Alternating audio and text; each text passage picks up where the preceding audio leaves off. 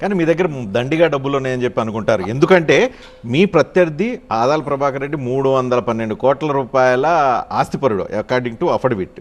మీరు చూస్తే 2 కోట్ల రూపాయల అఫిడవిట్ మాత్రమే కనిపిస్తుంది. కానీ మీ ఇద్దరి మధ్య ఫైట్ చేసి ఆయన ఓడించారంటే దాని వెనక మీ దగ్గర శక్తి యుక్తులు ధనం అంతా ఖర్చు పెట్టారు. ప్రజాబలం, తెలుగుదేశం పార్టీ కూటమి అనుకూల వాతావరణం, నా వెంట నడిచే నాయకుల కార్యకర్తల కష్టం. అందుకనే నా వెంట నడిచే నాయకులు కార్యకర్తలకి నేను భుజం తట్టి బొగ్గగిల్లితే సరిపోదు. జగన్ గురించి అంటున్నారు అంతే కదా? నేను ఎవరి గురించి మాట్లాడటం లేదు. ఎవరైనా మీరు ఎవరి గురించి మొన్న కూడా చూసారు ప్రెస్ కాన్ఫరెన్స్ లో మీరు మాట్లాడారు. ఎవరైనా భుజం తట్టి బొగ్గగిల్లటం అంటే జగన్ గురించి మాట్లాడుతున్నారా?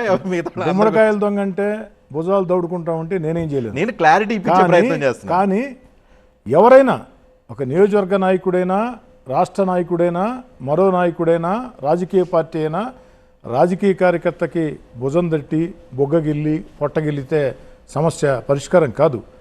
రాజకీయ కార్యకర్తల్లో దాదాపు ఒక 70-80% మంది ఆర్థికంగా ఇబ్బందులు పడే వాళ్ళు ఉంటారు. వారికి ఏదో రకంగా ఆర్థికంగా మేలు చేయాల్సిన బాధ్యత ఎమ్మెల్యేలకి, నాయకులకి ఉంటుంది, రాజకీయ పార్టీలకు ఉంటుంది. నా వెంట నడిచే నాయకులు కార్యకర్తల్ని రాజకీయంగా ప్రోత్సహిస్తాం, వ్యక్తిగతంగా మేలు చేస్తాం, వారి బిడ్డల చదువుల కోసం కూడా సాయం చేస్తాం. నా శక్తి కొద్దీ సాయం చేస్తాం. ఈ అలవాటు నాకు ఉంది. ఆ అలవాటు ఉండబట్టే మీరు చెప్పినట్టు నా ఆస్తి తక్కువగా ఉంది.